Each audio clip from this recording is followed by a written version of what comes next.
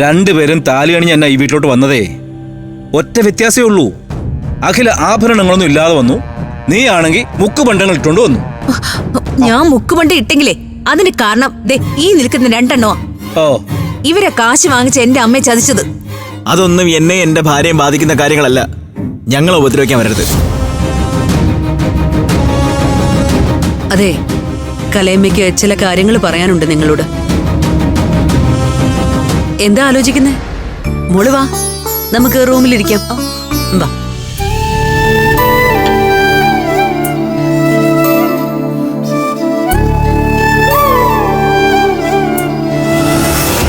അമ്പികേ, മനസ്സ് ശുദ്ധമാവണം. ഇങ്ങനെ ദൂഷിപ്പൊന്നും കൊണ്ട് നടക്കരുത്. അതെ, പറഞ്ഞാൽ നിന്നോടും കൂടിയാ, കേട്ടോ?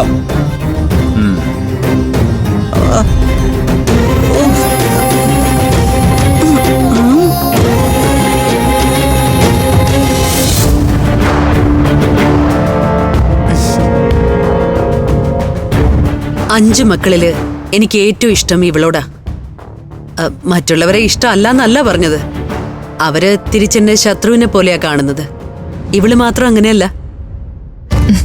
എനിക്ക് കലയമ്മയോട് ഒരുപാട് കടപ്പാടുണ്ട്.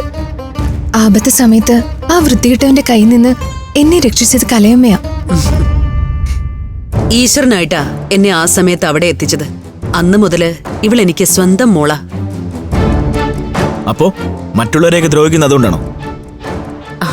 ആര് ദ്രോഹിച്ചു? ഒക്കെ തെറ്റിദ്ധാരണകളല്ലേ മോനെ. കുട്ടികളെ തട്ടിക്കൊണ്ടുപോയത് ദ്രോഹമല്ലേ? തട്ടിക്കൊണ്ടുപോയതൊന്നുമല്ല, ഞാനൊരു നാടകം കളിച്ചതാ. എന്റെ അനിയന് അമൃതയെ ഒരുപാട് ഇഷ്ടമാ. എങ്ങനെയെങ്കിലും അവരുടെ കല്യാണം നടത്തണമെന്ന് ആഗ്രഹിച്ച് ചെയ്തതാ. അത് നടക്കില്ല കലയമ്മേ. അഭിയേട്ടനെ അത്രയ്ക്കിഷ്ടം അമൃതേച്ചിക്ക്. അവിടെയാ മോളെ അപകടം. അഭിമന്യു ഒരു കൊലപാതകിയുടെ മോനാ. അവൻ കാണിക്കുന്ന സ്നേഹമൊന്നും യഥാർത്ഥമൊന്നും അല്ല. കല്യാണത്തിന്ന് അഭിമന്യു വഴുതി മാറുന്നത് മോള് ശ്രദ്ധിച്ചില്ലേ? അതെന്താ കാരണം? കൃഷ്ണേട്ടനുള്ള ദേഷ്യം, പിന്നെ അച്ഛന്റെ കല്യാണം ആദ്യം നടത്താനാ തീരുമാനം. അതൊക്കെ ശുദ്ധ നുണയാ. നിശ്ചയത്തിന്റെ അന്ന് അമൃതയെ അറസ്റ്റ് ചെയ്യിച്ചത് വരെ അഭിമന്യുവാ.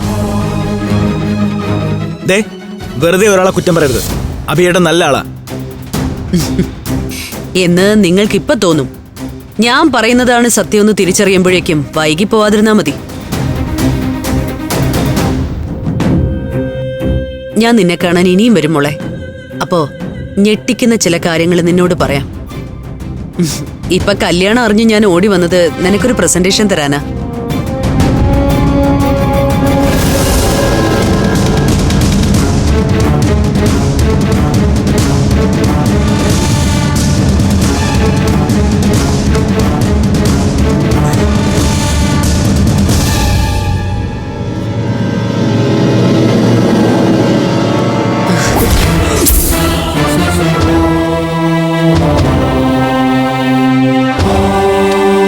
നാല് പവനുണ്ട്.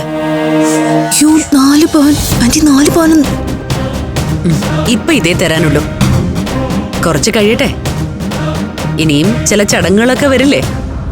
അപ്പൊ കൂടുതൽ തരും കലയമ്മ.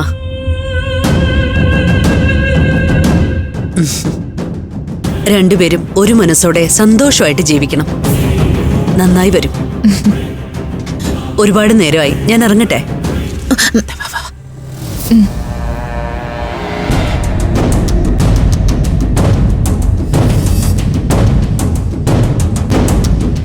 എനിക്കിത് വിശ്വസിക്കാൻ കഴിയുന്നില്ല.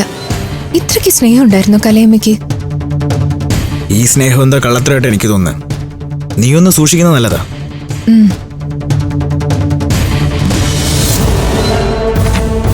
ഒന്ന് നിന്നെ.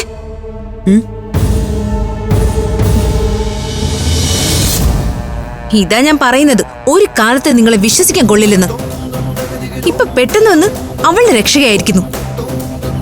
ഇത് എനിക്കെതിരെയുള്ള നീക്കമല്ലേ? എന്നെ നിനക്ക് ഇപ്പോഴും മനസ്സിലായിട്ടില്ല ദിവ്യപ്രഭേ. നീയും അംബികയും നേരിട്ട് അഖിലെ എതിർക്കുമ്പോ ഞാനും അതുപോലെ ആയാ നമ്മള് 3 പേരും ഒറ്റക്കെട്ടാണെന്ന് മനസ്സിലാവില്ലേ അവൾക്ക്? അങ്ങനെ ഒറ്റക്കെട്ടൊന്നും അല്ലല്ലോ. അംബിക ആന്റിക്ക് കടുത്ത ദേഷ്യമുണ്ട് കലയാന്റിയോട്. അതെനിക്കറിയാം. അതങ്ങനെ തന്നെ ഇരിക്കട്ടെ. നിനക്കും മനസ്സുകൊണ്ട് അംബികയെ ഇഷ്ടമല്ലല്ലോ. പക്ഷേ നമ്മുടെ പൊതുശത്രു പഞ്ചരത്നത്തിലെ പെൺകുട്ടികളാ. ഇപ്പൊ നമുക്കൊരു അവസരം കിട്ടിയിരിക്കുക. 5 എണ്ണത്തിൽ ഒന്നിനെ നമ്മുടെ കയ്യിലേക്ക് കിട്ടിയിരിക്കുക. ഇവളെ മറ്റ് 4 എണ്ണത്തിനും എതിരാക്കണം. കുടുംബങ്ങളിൽ കൂട്ടുകൂടിയ 10 വർഷങ്ങൾ